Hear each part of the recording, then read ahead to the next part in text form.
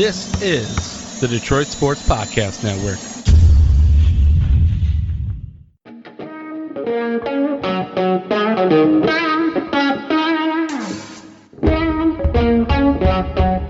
The biggest icon in podcasting.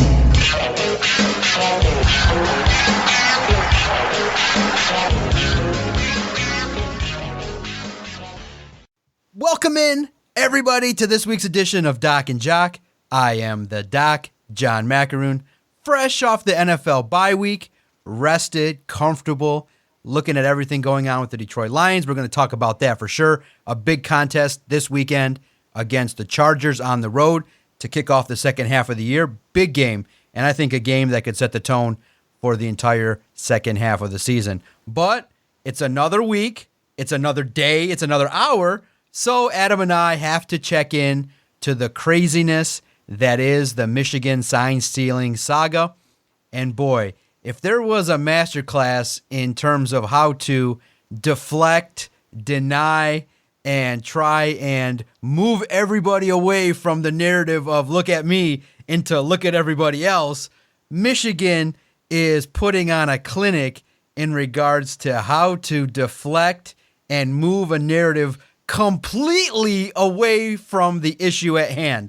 And I think it's crazy that, unfortunately, in the media world that we are in, every nugget of information is being brought up. You got sleuths everywhere looking at who's working with this Connor Stallions, who's done what with him, where his address is, where his place of business is. He's a vacuum expert. So every single day, some new nugget of information has come out. It's a big sports debate. I get it. And I think it's crazy, too, from just an outsider looking at the feud that the Michigan fans are having with ESPN, the new love fest that they have for Fox, the fact that they glom onto those that support whatever Michigan is doing, and they hate and have the vitriol for those that are reporting what they know. Lots of information, and now the Big Ten is kind of in this situation where they're all ratting on each other. Drama-filled, lots to get into. So my guy Adam, I know he's super excited to dig into this week's As the Michigan Sign-Stealing Turns. What's up, cuz? What's happening? This is the craziest story. It's like every single day there's something new that comes out. There's some other piece of the onion that gets unfolded. And look, you're right. Michigan is doing their best job as far as their defense goes in the media by putting on a good offense and trying to show that sign stealing happens everywhere. And look, you and I both understand this. We both play sports. Obviously, neither one of us has played at the level of college, but you get it.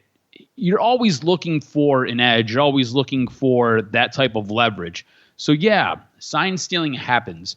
The bigger issue is, to what lengths did Connor Stallions or did Michigan go to do the sign stealing, to do what is essentially cheating? And that's kind of where we're at. And now this has been brought to the Big Ten. There's been this massive outcry from the media. You brought up ESPN. Fox is in the camp of Michigan. So it's weird. You've got networks now basically pushing this fight. And this has been dropped at the foot of the commissioner of the Big Ten. And now he's in a spot where he's got to make a decision on what to do with Michigan, what to do with Jim Harbaugh. I find it really funny, though, that the other 13 members in the Big Ten had to have a conference call with Terry Petitti and basically cry foul about Jim Harbaugh. To me, the Big Ten in parts of this looks incredibly weak and looks incredibly fragile as a conference, because Terry Petitti had no idea, at least in his words, that this was as big as it was. And you had to have all of the other schools in the conference bellyache to him about Michigan and this problem. So now he's tasked with figuring out what to do to Michigan, how to penalize them, and what to do with Jim Harbaugh.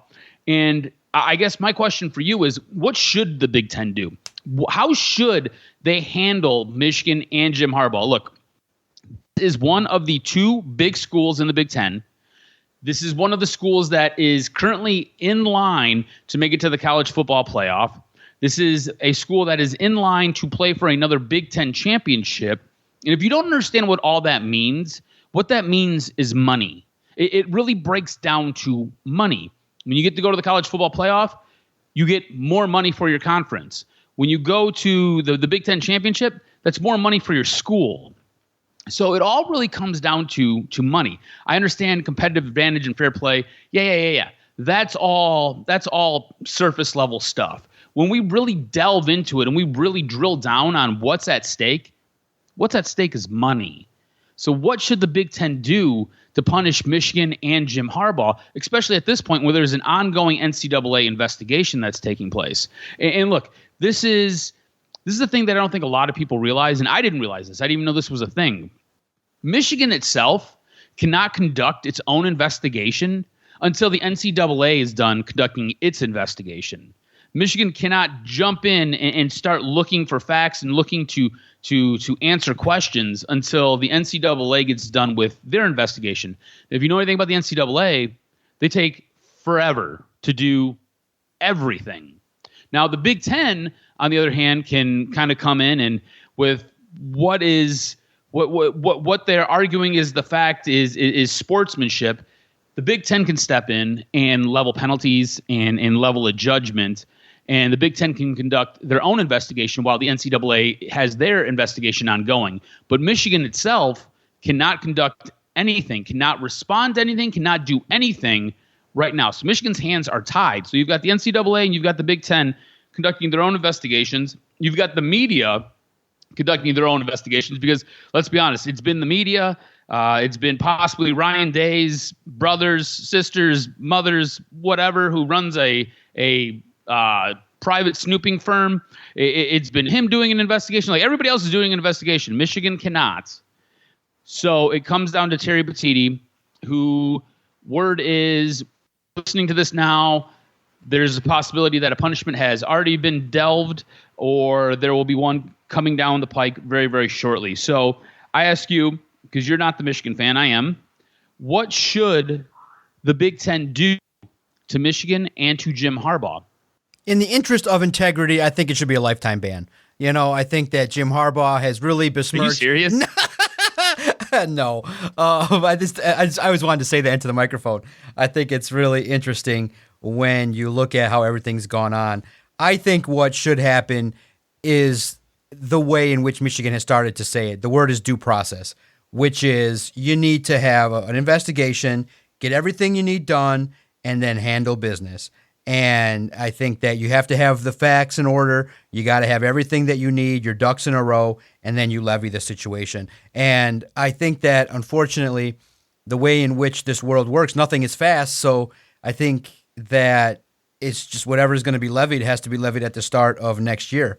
And that's what it's going to be, maybe a 4 to 5 game suspension so that you start to deter anybody else from doing it. If it's proven that, you know, Connor Stallions was the guy on the Central Michigan sideline, I think that Jim Harbaugh is responsible for the program. You don't just get away from the accountability from having an individual do those kind of things. So I feel like that there is no excuse for having a lack of institutional control. You're the head of the table. So you got to be able to handle your business and do the things you got to do to run your program correctly. And he didn't do that. So that's the way in which you got to handle business, is to suspend Jim Harbaugh, make it punitive, a big fine. And unfortunately, I just don't think it's just not going to happen in the confines of this season, in my opinion. So I feel like that something strict has to take place and something has to be done in regards to sending the message. But here's the thing that's crazy, is that you're opening Pandora's box. Does this mean every institution is going to get investigated? Is that what's going to happen in the Big Ten? We'll see. We'll see how it plays out. I think that's where the big issue might come in, right? Because we start playing this really dangerous game where if the Big Ten steps in and makes this judgment call, and Michigan's able to go and conduct their own investigation and prove or show evidence of something else, it looks bad on the Big Ten commissioner, and it looks bad on the Big Ten doing that. And look, the Big Ten has a precedent of not allowing things to play out and just kind of going in and doing their own thing. Look no further to Tunnelgate last year, where Michigan State and Michigan got into it in the tunnel, and what was it, like 11 Michigan State players were suspended, and it was the Big Ten that came down and did that. And if you ask me, they kind of overstepped their bounds. They overreached. We talked about this over a year ago, and I didn't think that I would hear what you just said. You say, I did not expect you to come on here and say, look, you got to wait for everything to play out. You got to wait and let all the facts kind of come forward. And here's why, though. I was not anticipating you saying that. You have to, because here's the thing. If it was just Michigan in a vacuum, I could say throw the book at them. But you recognize this also, unfortunately, in the legal world, sets a precedent. So when you're going to do something of this magnitude and you got to set a precedent for the others, it's just something that can't be done this year. Yeah, and I agree with you 100%. I think at this moment in time, as new evidence is basically unfolding every single day, like this is how my morning started, right? I went to work. I flew for an hour and a half, and then I came back to my office. I did a bunch of paperwork, and then I took a couple minutes, and I read, I don't know, probably 15 different articles regarding Michigan and what's been going on with Michigan. Every day it's like that. Every day it's anywhere from 10 to 15 articles I'm reading regarding Michigan and regarding this issue. I'm so burnt out by it. And I think because there's new evidence that's popping up every single day, whether it's on the Michigan side or whether it's against Michigan, you do have to let this play out. If you are Tony, or if you are, what is it? It's Terry Batiti, right? If you're Terry Batiti, or is it Tony Batiti? Whatever. If you're T. Batiti, you got to let this play out, right? You've got to get all the evidence before you make your judgment and before you make your decision and condemn Michigan or just kind of ignore this, because like you said, you are setting a precedent. You are establishing basically the rules of engagement going forward. And it's a really dangerous game to play, because you do not want to be in a spot where you are basically condemning your schools with only part or 3/4 of the information, not having the full scope of everything. Because you can come out and you can suspend Jim Harbaugh right now, and you could suspend him for 2 games, you could suspend him for 4 games, you could suspend him indefinitely, you could suspend him for a year right now. And then we fast forward 3 months, and all of a sudden there's this other information that comes out that shows that legit Jim Harbaugh didn't know anything about this. This was all going on with basically his staff members, and he was kind of kept out of the loop. Now, if you asked me on the side, you say, hey, Adam, do you really believe that? I'll tell you no. I think Jim Harbaugh kind of knew what was going on. How much of it he knew what was going on, I don't really know. But I believe Jim Harbaugh had an idea of what was going on. That's me to you, right? Now, I would have to go get evidence to show that this is what actually took place. Right now, I can't do that, but I'm also not investigating this. So let's say, this is a hypothetical, let's say Michigan is able to prove that Jim Harbaugh had no idea that this was going on, and that he had no idea that this thing that Connor Stallions had going on ran this deep. If that's the case, how can you justify your suspension then? Now Jim Harbaugh can come back after the Big Ten for basically wrongful suspension, possibly him getting terminated, because this could affect his employment at Michigan. So there's a lot of stuff at play here. It's not just the impact on this season, and it will have an impact on this season, but there is more ramifications. This is kind of one of those things where you take a stone and you drop it in the middle of a lake, and there's these ripples that kind of come off that stone. That's what this is setting up for. So if you're the Big Ten commissioner, you have to be sure all your T's are crossed, all your I's are dotted, and you have to make sure that you are 100% on everything that you're doing, which then leads into the legal battle that you're kind of referencing. Michigan's been on record of saying, look, yeah, we're going to fight whatever comes their way. They are ready to lawyer up, and that will tie things up. That will make things incredibly messy. And again, the university can then go after the Big Ten. And again, that involves money. And what is important to the college football playoff is money. What's important to the Big Ten is money. What's important to the University of Michigan and Jim Harbaugh is money. So when you follow it all back, you got to be careful what you do, because money is at play. But if you're Michigan, you are now preparing for this fight. You are getting ready for this fight. What should they do if the likely punishment from the Big Ten does come down? They've already said that they're going to fight. Should they fight that? Should they take that to court? Should they go that way? Or if this is something like a 2-game suspension for Jim Harbaugh, do you just kind of accept it and you just kind of roll on and get ready to play Ohio State, and that probably having the determining factor on who's going to the college football playoff? Do you just kind of roll in that direction? Or do you really just beat your chest and say, no, we're Michigan, we're not taking that, we're not doing this? What would you do? What would you, if you were on the advisory committee, would you tell Michigan, look, fight this tooth and nail? We'll tie this up in litigation. By the time it's all said and done, Jim will have his national championship, and we'll be on our way, and Jim can walk out of here, and whatever the ramifications are, the ramifications are. It'll be somebody else's problem down the road. Just kick that can.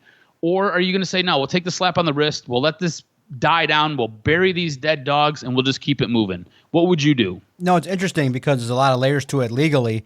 I would look at it like this. If you're certain, and you're Jim Harbaugh and you're the coaching staff, that you didn't send text messages, that you didn't send emails, that there's no tangible proof, I think you fight it and you seek the discovery as to what everybody else has on you.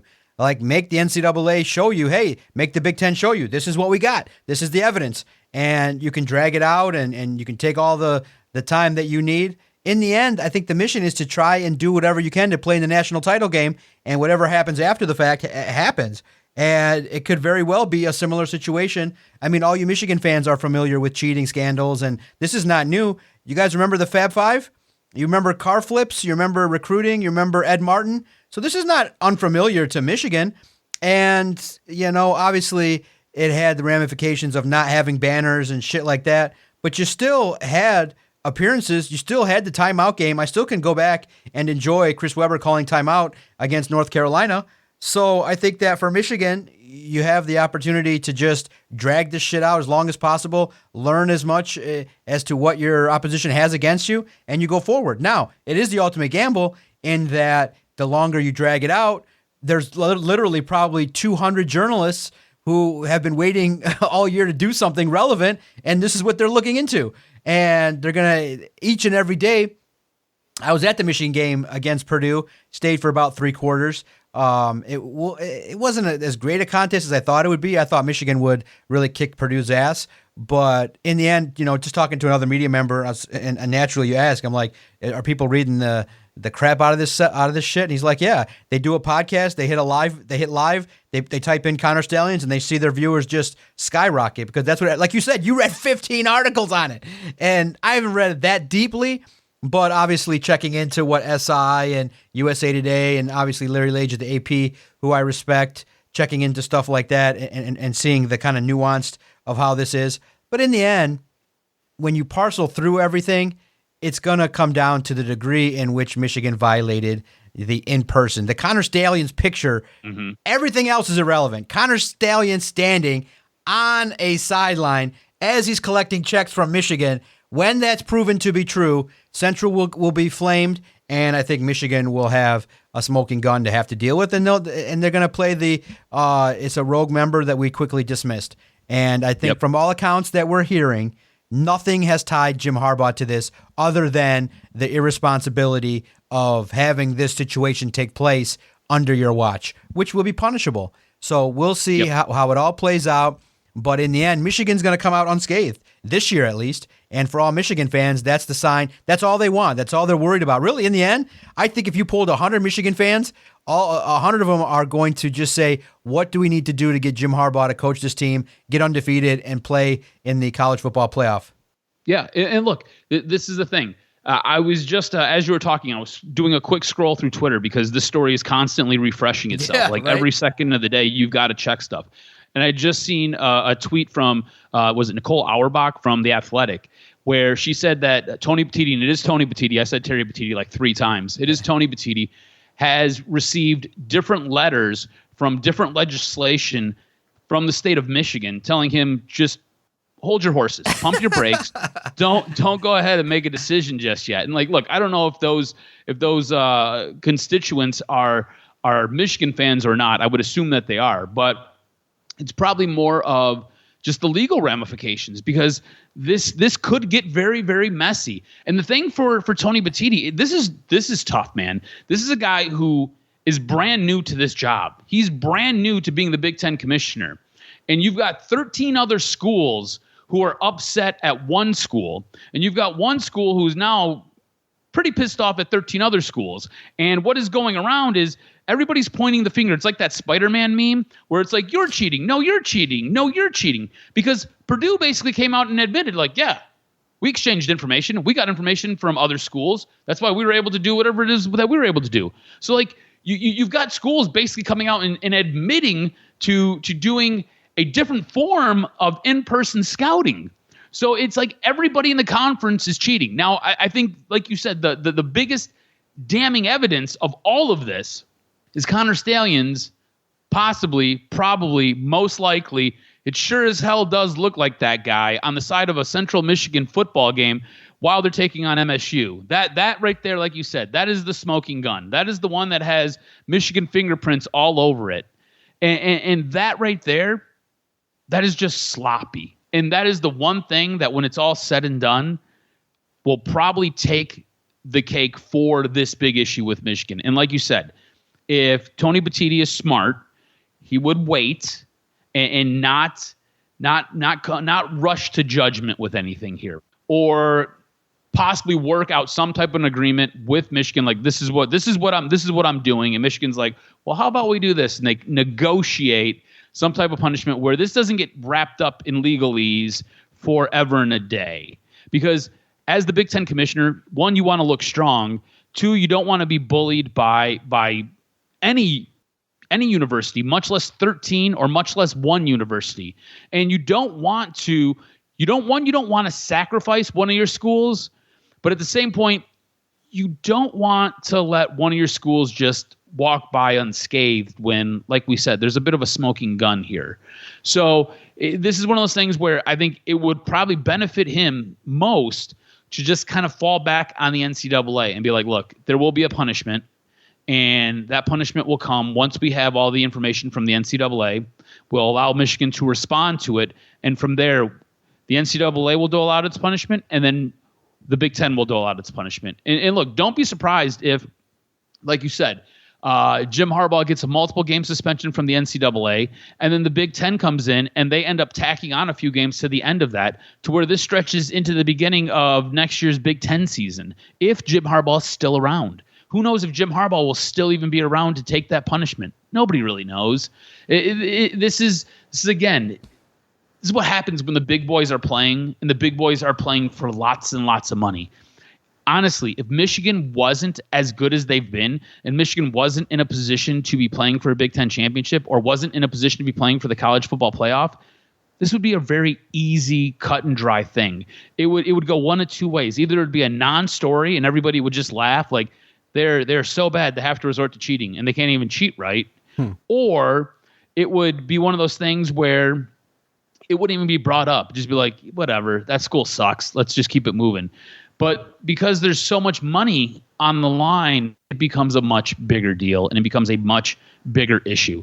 So it will be interesting to see how the next couple of hours, next couple of days, and possibly the next couple of weeks play out, and what this really means for one, the university, two, the players, but also Jim Harbaugh, and what happens to Jim Harbaugh going forward. Because I think at this moment in time, I didn't ever think Jim Harbaugh was going to another school, but this honestly might be the last run for Jim Harbaugh. Like, there's been so much from the very beginning of this year all the way through this season that has surrounded Jim Harbaugh. I think if you are a Michigan board member, I think if you are Santa Ono, I think if you are a Michigan region, I think at some point you just have to get tired of Jim Harbaugh always being the center of the NCAA universe, because he's always got his fingers or his toes in some type of mess. And the NCAA obviously is tired of getting poked. The bear is sick and tired of getting prodded. And so now they want to hang Jim Harbaugh on something, and it appears as though Connor Stalions has given it to them, and possibly Jim Harbaugh has as well. So it'll be interesting to see how this plays out. But, dude, this story, honestly, it's bonkers. You know, the story about Blake Corum and vacuums and a house in Ann Arbor. I was just like, I seen it and I just started laughing. I was like, are we serious right now? Like, this is where we're at. Like, you've got other reporters now basically doing. You can go to Lara here in the state of Michigan. You can go to Lara and you can check for licenses. You can check for business licenses, and you can find these things out. It's very simple to do, and that's basically what's going on. You've got reporters spending time going to the state website, typing in names, and seeing what comes back on the database, and that's what we get. And it's freaking nuts because this could honestly be a Netflix documentary, or this could be a book story, like a multiple series book story, because there is so much just in this single year. We're not even done with the year yet. Like we still have 3 games left to play, plus a Big Ten championship game that's got to go on, and we've got the college football playoff. Like college football, we are like in the middle of it. We are in the thick of it, and this story just continues to just be a page turner and give you more and more each and every day. Yeah, it's crazy. The politician. When the politicians get into it, now it's serious. You know, probably half of them went to Michigan, so it's great to see how this has really split the fan bases and how Michigan fans have rallied. And here's the crazy part: there is a big game to be talked about this Saturday. Are you concerned at all in anything that Penn State brings? I think if Penn State can figure out finally how to just in any way, shape, or form, get a couple explosive plays, figure it out, open up the offense a little bit. If you can't keep up with Michigan, I think that they could get boat raced. I think the game has a chance to be very, very competitive. But for whatever reason, James Franklin his game plans are ass when it comes to big games. But I do recall Penn State having good games, certainly at Happy Valley. I wouldn't be surprised. I don't think the noise surrounding everything will be too much for Michigan. I just think that Michigan just has too much. From what I saw, you got Blake Corum, you got the wild card in Donovan Edwards, where if he steps up and is more focused and is involved in the passing game and in the running game, you got Roman Wilson. And then it was crazy to me, just being someone who covers the NFL but pays attention to college football. Key third downs, Michigan goes to the tight end. It just seemed like Purdue forgot how to scout or forgot how to. It was literally they would drop back. It would be third down early in the game, and Michigan would go to the tight end. And I'd just be like, my God, if they could just execute on third down, get off the field, this could be a competitive game. But nope, third down, boom, McCarthy makes a play. Boom, third down, tight end. Boom, third down, Roman Wilson. I just was like, man, the talent. I was left more disappointed with Purdue than I was impressed with Michigan. Just how bad and outmatched these Big Ten teams are. I'm like, oh my God, these people are getting paid to put this level of talent out there on the field. But I think Penn State, a little bit more physical defensively. The environment will play a factor. But in the end, I think Michigan wins because they got national title aspirations in their eyes. And I got a pass for Michigan, Ohio State. I want to see 2 undefeated teams with the whole country talking about it at Michigan later on this month. So I'm biased. I want Michigan to win, but I think too the eyes of the college football world would be like not too upset if Michigan lost, because then they'd get dropped to 12th and never to rise again. Yeah, if they lose, they're definitely out of all of the conversations, any type of talking points. But I'm not really afraid of Penn State. Like I don't know how many Penn State games you've watched this year, but offensively, their quarterback play is dreadful. It is pretty bad. So offensively, I don't worry about them. Their defense is really good, though. So I think this will be a really good test for Michigan's offense. Like, what does JJ do? What is he able to do? Like, I believe that this football team will pretty much go as far as JJ can carry them, right? I think if JJ plays well, and it's been this way since the beginning of the season, and that was the one thing that impressed me early on in the year, was that they added another level to his game. It's been much more passing, a lot less ground and pound and smash you and run on you. That's still part of the game. That's still part of the game plan, and they really like to resort to that later on in the game after they've kind of worn you out. But the big plays, the hitting receivers downfield, converting on those third and longs, he looks much more comfortable playing the position of quarterback this year compared to last year.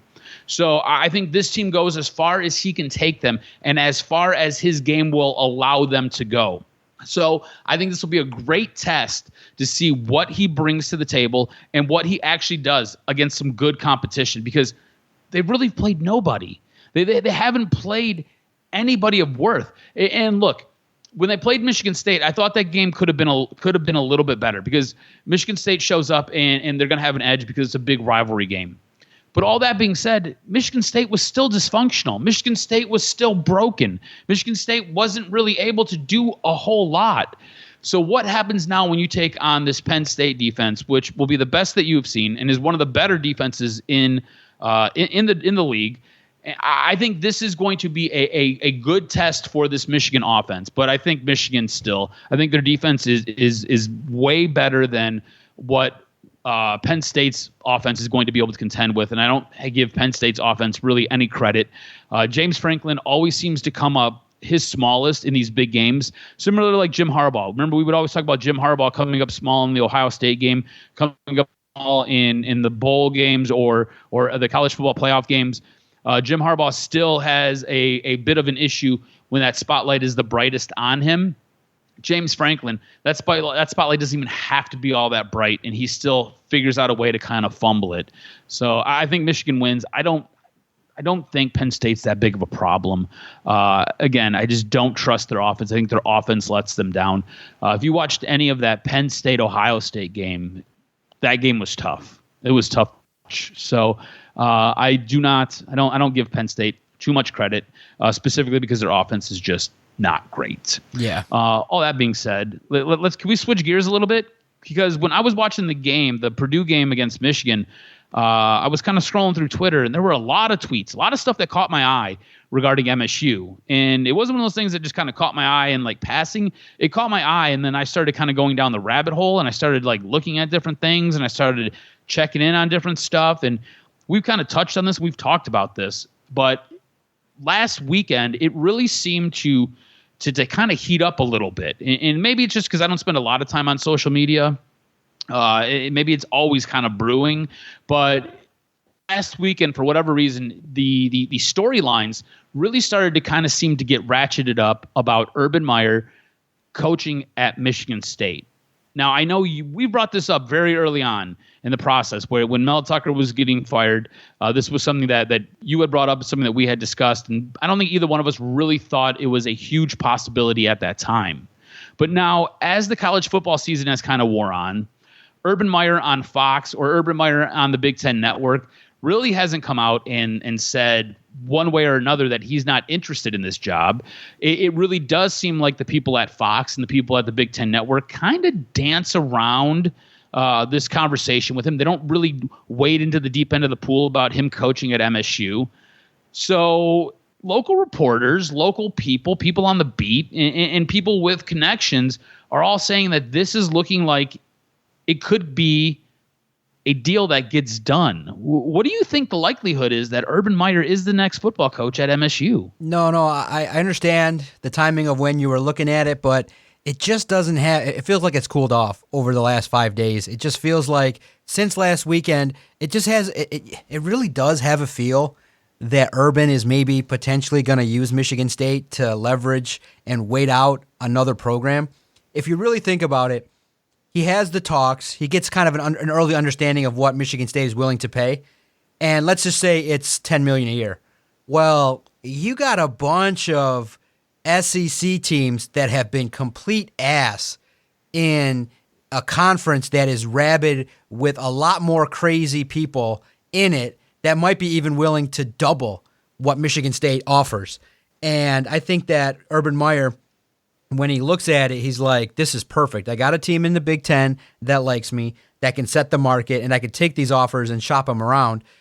I just think that when he looks at it, if someone drops him a $15 to $20 million a year offer, I think he takes it.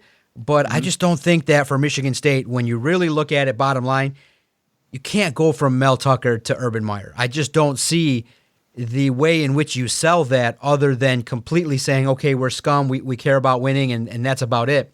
Just because of his history. He brings with him so much baggage, and it's just crazy now. And even the Michigan scandal makes it worse because I think all the Big Ten teams want to mind their P's and Q's and they don't want things being snooped around. I think that there's if Michigan didn't do what they did, all the cops wouldn't be around the schools. You know what I mean? But when something bad happens, what do you see? You see a bunch more cops around, and then all the bad stuff goes away. So I don't think Michigan State wants more people snooping around into what goes on. And I just feel like if you announce Urban Meyer as your head coach, you're going to have investigators nonstop. You're going to probably have somebody at every paper just hired to look at Urban Meyer, to follow him, to look at him, to see what he's doing and saying, to talk to the players.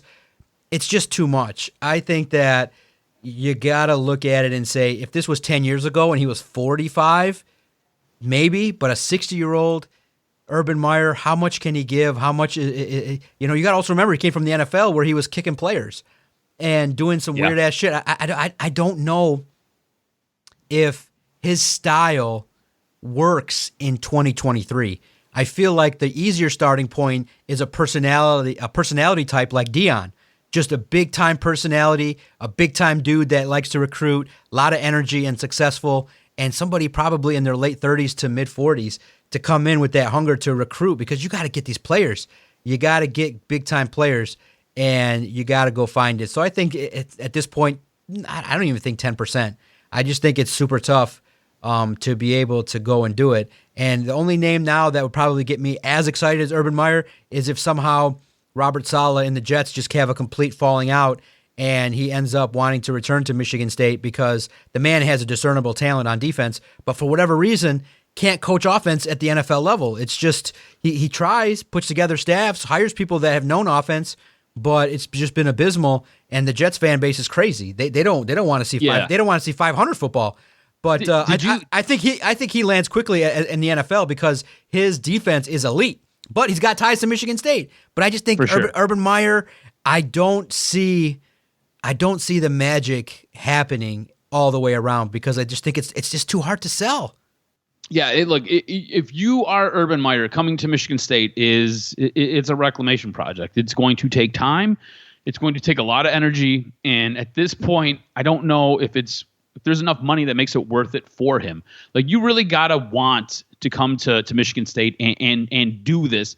You're going to have to do it the right way. And by doing it the right way, I mean not doing it sloppy like Michigan's been doing things and not kicking players and not having some of the stuff that has followed you from Florida to Ohio State and then into the pros and then back to the desk at Fox or the Big Ten. So you're going to have to mind your P's, mind your Q's. I don't necessarily know if he's up for that challenge. But you brought up Robert Saleh, and I know you watched the Monday night game. Oh, dude, that defense is sick, right? It's beyond sick, but bro. Offensively, it's also disgustingly sick. It's sick. Yes, at some point, like, you have to realize what's going on, right? Khalil Mack and Joey Bosa, these are the two edge rushers that the Lions are facing this week. At some point, go with a 2 tight end set. Help your quarterback out. Like we all get it. Zach Wilson is not great, okay? But at least help the dude out. Go heavy up front. Have a tight end chip. Have a tight end try to knock Joey Bosa or Khalil Mack off their line. Buy him some time. Do something. Instead, I felt bad for Zach Wilson. I was watching that game, and I'm like, Zach Wilson is not necessarily the problem with the Jets' offense. There's only so much Zach Wilson can do because, honestly, he was getting killed. I was having flashbacks to watching David Carr play football where he was constantly getting sacked. It was like a damn turnstile where you would have D ends and D tackles just rushing and hitting him. Zach Wilson was getting eaten alive. Offensively, if you know your offensive line sucks, like I watched Laken Tomlinson get pushed into Zach Wilson probably 4 times a game. And like, I was like, yeah, this is why the Lions let him go because he wasn't any good here. Then he went to San Francisco and they helped him reclaim his worth, and they turned him into something. But he's not good. Your offensive line is trash, and quarterback who has trouble reading defenses is getting annihilated. Please help this guy out. Don't leave him out there to die. Help your team win a game because that defense is doing everything it can do, and that offense just looks awful. What were your thoughts on watching that football game from a Jets fan's perspective? specifically regarding the offense, because I was frustrated and I felt bad for Zach Wilson. I don't even like Zach Wilson, but I felt bad for him watching that game. I was like, this poor dude is just getting massacred out there. I also felt bad for the receivers because he kept putting the ball in the exact spot where the safeties were going to destroy the receivers. I was like, holy cow. That happened multiple times. It was like multiple times. So I'm like, wait a minute. Jared Goff ain't going to do that to Amon-Ra St. Brown. And obviously I looked at it from the perspective of looking at the Chargers and their bookends. I'm like, man, Khalil Mack, a player of that caliber, definitely would look nice across from Aiden Hutchinson. So I definitely was getting more jealous of their pass rush, and I was jealous too of just kind of seeing, it just kind of felt like, okay, the Chargers went in there with something to prove, and the Jets just, they literally play with one side of the football being completely inept. That's just the way I looked at it, and I said, oh my God, it's a completely defunct offense. That was it literally. I would, and the way I watched it was I would take a note, look down, it'd be a 3 and out. Literally, I would just like get distracted for a minute, scroll like 2 minutes, and then the Jets would be punting again. I'd be like, what the hell did I miss? I'd go back, and then they'd get the ball again, and then like literally 2 minutes later, they'd be punting the ball again. I was like, my God, this offense had no rhythm, nothing going on. The run game wasn't there. All they had was just Breece Hall going. That was about it. They got no receivers of note, and I felt so bad for Garrett Wilson because he's a talented dude, and it just looked like they couldn't get him in space. They couldn't get him open. When Zach was available to throw the ball, the plays just didn't look right. It was a mess. So it made the game suck. I just thought the game was it was just a grind to try and watch. But from the perspective of the Jets fans, I think that they should complain that if Saleh's not going to make any changes at quarterback in the coming weeks with that schedule, you might have to take a look at it, because you can't have a discernible weakness and never get better at it. It's just unacceptable to not make changes. And here's the shitty part: the only other option is Trevor Siemian. That's not that much better. That's not better than Zach Wilson.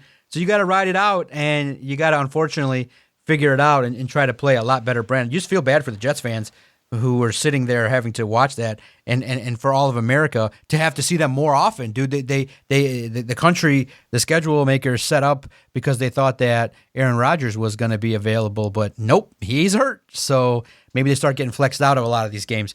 But when you looked at it, how concerned are you about the Chargers and what they bring to the table? Because I think this is, along with this Chargers game and the Dallas game on the road, these are probably two of the toughest games. I think Lions are only a 1.5 point favorite. Here's the thing. The edge in this game might just go to coaching. Brandon Staley has a weird reputation that started to develop. Brandon Staley's a boob. Yeah. His reputation's real bad regarding in-game decisions and choke jobs.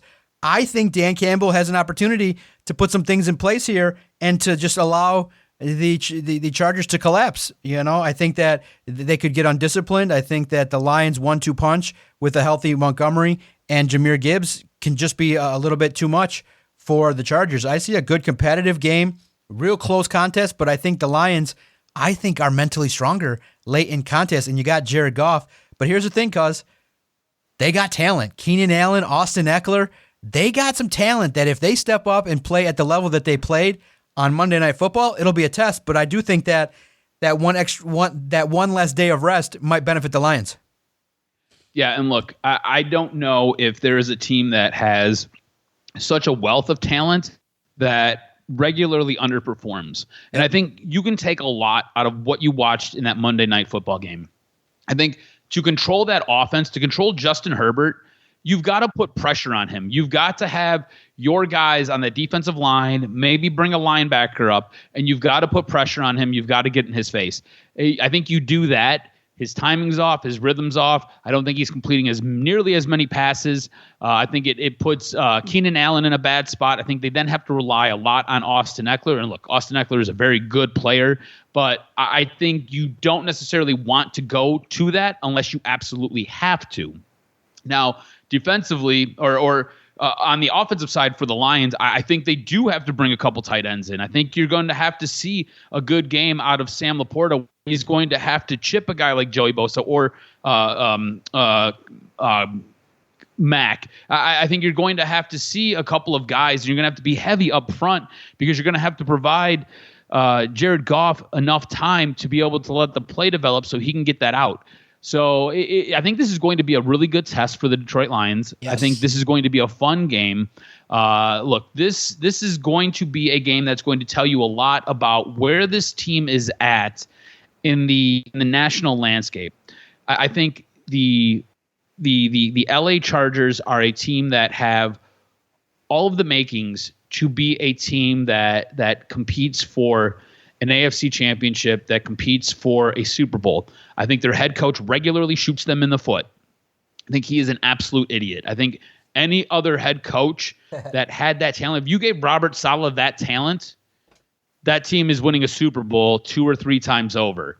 I think Brandon Staley is just an idiot and can't get out of his own way, and I think he reads too much into analytics instead of what is actually going on in the football game. So I think coaching edge goes to Dan Campbell.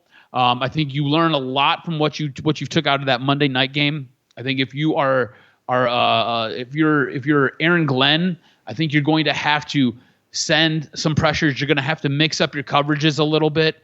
Don't be surprised if they bring a couple linebackers up to the line and then all of a sudden drop them back in coverage to try to confuse Justin Herbert. And I think offensively, the Lions are going to lean on that run game. I think they're going to use that run game. I think play action pass will play a large part. And this team does a very good job with their play action passing. But don't be surprised if they start off very run heavy, and then from there they start opening things up with the pass game where they're doing a fake handoff and getting guys open downfield. I think Amon-Ra St. Brown has a good game. I think Sam Laporta has a great game. And I think you're going to see both running backs utilized because I'm anticipating David Montgomery playing in this game. But I think this team can win this game. I think this team can win this game, and it's going to be interesting. I think the one thing coming out of this week, and I think the good thing coming out of this week, I think it was good that the Lions got the bye. I think it allows them to rest up a little bit. The Chargers had one less day of rest and prep time for the Lions, so I think that bodes well for the Lions as well. But I think the big thing coming out of this week is you got to watch a lot of different football. Yeah. You got to watch a lot of really good games this week. Like the viewing schedule was very, very good. Oh. And I think you could take a couple of things out of what you watched on Thursday, on Sunday, and then on Monday. And I want to know if your confidence with this team winning the North has changed at all. Because you got to see a guy like Josh Dobbs, who was essentially just flown in, doesn't know anybody's name. There's video of him warming up on the sideline, getting ready to go in the game, where him and the offensive linemen are working on his cadence because they have no familiarity with him. And he's able to go in and he's able to help win a football game for that team and win it pretty decisively. That was a game they should have lost. Instead, he wins it. And now all of a sudden, Minnesota looks like a team that I think we thought was going to die. I think they were just going to Kirk Cousins is dead. All right, Minnesota's dead. Let's keep it moving. Chicago can't get out of their own way. They go out, they sign Montez Sweat to a 4-year deal, which I don't think really makes sense to any of us. But whatever, they signed Montez Sweat. That's a team that I think is playing for draft picks, but I think they're trying to make it look competitive. And then you've got Green Bay, who, if they can ever figure it out, might be dangerous, but I don't think they're figuring it out this year. So what's your confidence level with this team winning the North, and has it changed at all? Because I'll tell you this much. I still think this team wins the North. I like what Josh Dobbs did for Minnesota. I like him coming in. I think that's a guy who can help win you a couple football games. He's bounced around the league a little bit. He had a cup of coffee here in Detroit. I think he's a guy who can win you a couple of football games. All that being said, in crunch time, I don't think it necessarily matters. I look at this team, and I think this team has the fabric of a really, really good football team. I think you've got a good offensive line that's starting to get a little bit healthier. I think you've got 2 running backs, and you can see what they can do now. I think you've got a stud wide receiver. I think defensively you've got guys up front who can cause havoc for just about anybody. It would have been really nice to get Danielle Hunter from Minnesota, but it is what it is. This is where we're at now. I think your secondary is getting healthier, and I think your linebackers are kind of rounding into form. So my confidence for this team winning the North hasn't changed one bit. Any concerns with Minnesota possibly going out and scratching off a winning lottery ticket, getting Josh Dobbs, and I don't know, like I said, the Bears going out, adding to that defense, and Green Bay's just kind of there. Yeah, you can't poo-poo a team that started off the year winless and they lose their starting quarterback, still fight back with a new guy off the streets and get a victory. So that was crazy. I'm a little bit concerned because of just this week. Vikings are at home against the Saints. If there's a little bit of magic there and the Lions lose, it's only a half-game lead. And then all conversations are on the table regarding what could happen because you play the Vikings the final couple weeks of the season. You play them 2 times in a 3-week stretch. With the Dallas Cowboys in the mix as well late in the season. So I look at it like I think the Lions definitely have the playoffs in their vision. They understand the importance of the number 1 seed. So that's a big, huge motivating factor. But here's how I took it in, man. Sunday was amongst the best days ever to watch football. You start your day with coffee and you get the Chiefs and the Dolphins. Holy shit. It wasn't a game until the fourth quarter, but it was still intriguing to watch. Then you get Seattle and the Ravens, and you get a chance to feel a little bit better because the Ravens kick everybody's ass in the NFC. And then you get I thought the highlight of the week was Dallas-Philly. I was just like, oh my God, this is unbelievable. Dallas tried to do everything they could to win the game, but they kept shooting themselves in the foot. Philly was trying to also give the game away, having Slay and Bradbury get hurt late in the game, and all those plays that got called back for Dallas. The Schoonmaker touchdown made me laugh. The non-call, the getting in the end zone, but then the ball being ruled down with his knee. And then you have Dak Prescott, the 2-point conversion. And then you get the Cincinnati Bengals playing at a high level to recap the night. Oh, my God, against Josh Allen.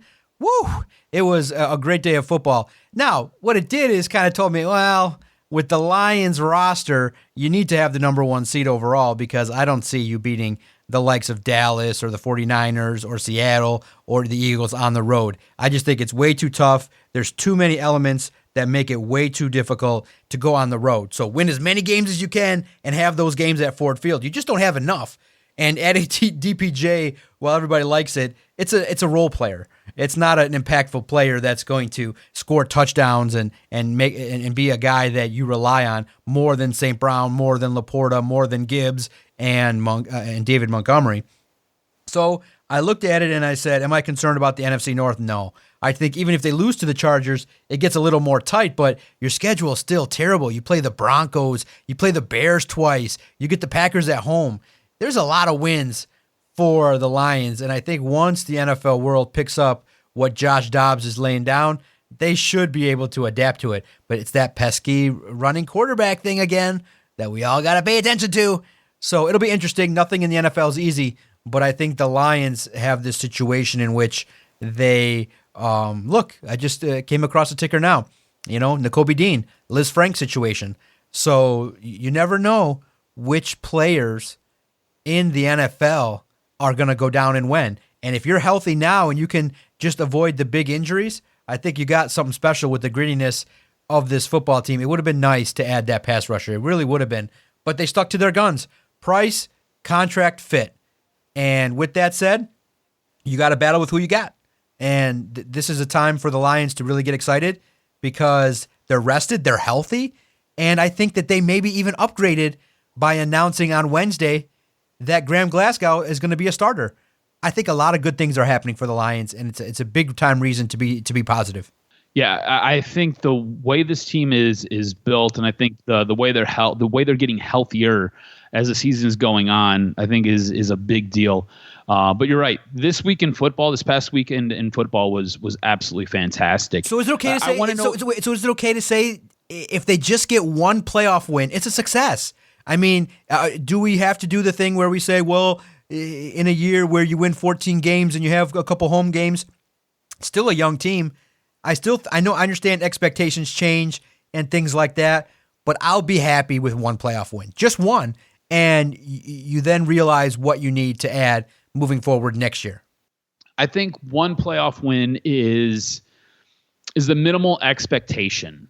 For me, when I look at this team and I look at what their record should be when the season's all over, and I look at what they've got to do to get to where they want to be, I think this team is built and equipped to win 2 playoff games. I think this team has the chance to get to the NFC Championship game, and that's probably where they end up losing. Okay. I look at this team, and I don't know if it has the ability to go on the road to a Philadelphia. And look, I don't think Philadelphia is unbeatable. I think Philadelphia is actually very beatable right now. I don't know if this team has enough to go and compete with the likes of a San Francisco. They'll go on the road and go to San Francisco. And San Francisco's got a lot of work to do this second half of the season. But I think for this team right now, one playoff win is the baseline. That is where we are at. This team has to win a playoff game for this year to be a success. If this team loses a playoff game, then I look at the season as a failure. I think the high end for this team, though, is 2 playoff games. I think they get to the NFC Championship game, and I think that's where things kind of fall apart a little bit. I don't think they have enough in that wide receiver room, and I just don't think they have enough on defense. I really wish they would have did a little bit more to upgrade that defensive line. I think if you add a pass rusher who is disruptive, I think instantly this team takes on a different tenor, a different tone, and they look different. So I think baseline, 1 playoff game. If not, season's a failure.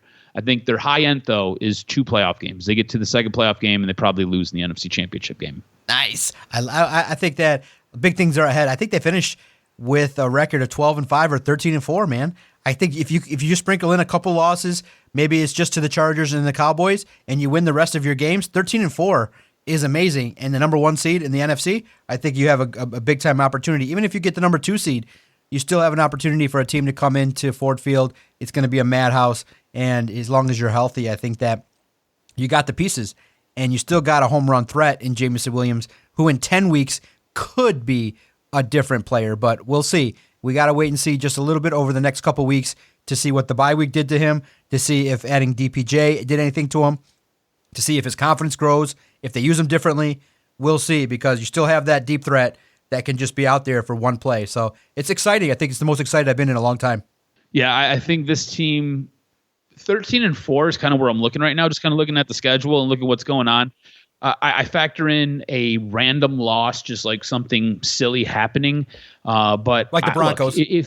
Right, exactly. Like something just stupid happening. But I think this week against the Chargers, I think you're going to find out a lot about this team. And I think it's not out of the realm for you to expect to win. I think going into this game, you should expect them to win. Going on the road, I know it's tough. You are playing a team that is very good and has the potential to possibly be a Super Bowl caliber team. But I think you can get a win here, and I think you should expect a win here. So I'm excited for the games this weekend. I'm excited for the Lions taking on the Chargers. I think it's going to be a great game. And like I said, I think at this moment in time, their record, I think 13-4, 13-4. I think it's very realistic to expect that. Okay. The latest nugget in the Michigan saga has dropped. I just tweeted you. Dateline. Michigan has sent its response to the Big Ten. A school official tells ESPN, Commissioner Petitti now must decide how to proceed with potential discipline. The ball's in your court, Petitti. Back and forth. So literally every hour there's something. And I just think that it's going to be very funny to see how this all plays out. You got some people, and it's funny too with a story like this, you got people that are looking at Michigan that are mad. You got people looking at the Big Ten going, wait a minute. The Big Ten coaches collaborated together? That's way more cheating than it is to have Connor Stallions on the sideline. Well, guys, coaches can talk to each other and give information. That's not illegal. What doesn't happen is Ryan Day's not standing on the state sideline looking over at an opponent. So I just think that there's layers to this. And then you got now the next thing is looking at this Connor Stallions job situation. The people are like, wait a minute, maybe we should look at Blake Corum's eligibility, because if he's in business with a coach, that could be ineligible for the Big Ten and ineligible as an NCAA player. So, and you got people that are wondering, wait a minute, Blake Corum's got a lawyer. Yeah, guys, when he's making bank, he ain't trying to just send it out to Flagstar like Adam and I, you know what I mean? Or another banking institution. So he's got lawyers, he's got financial advisors, and the best, it is a little bit weird to hear a college kid go, I got to have my lawyer look into that. I can't believe that happened, but thank you for looking into that for me. So it's a wild story with so many facets. Like you said, I just hope that let's just hope that the first person to put it out is not like John Bacon, because it'll be like Jim Harbaugh in the crosshairs, and then he'll be victimized.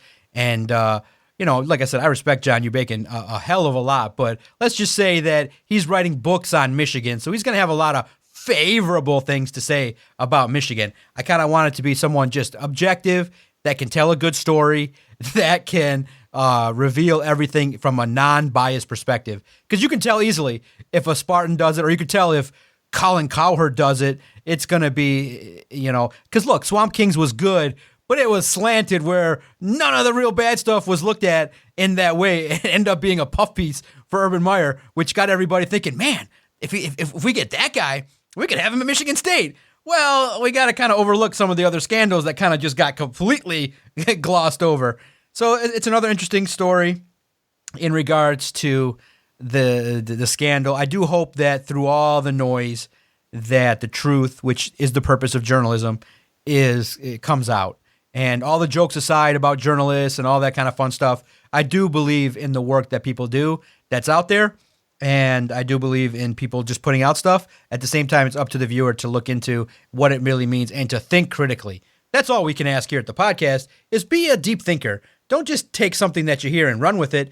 Think a little bit more critical. Why is Michigan having all this information come out? Who's putting out the information? Why is it coming out when?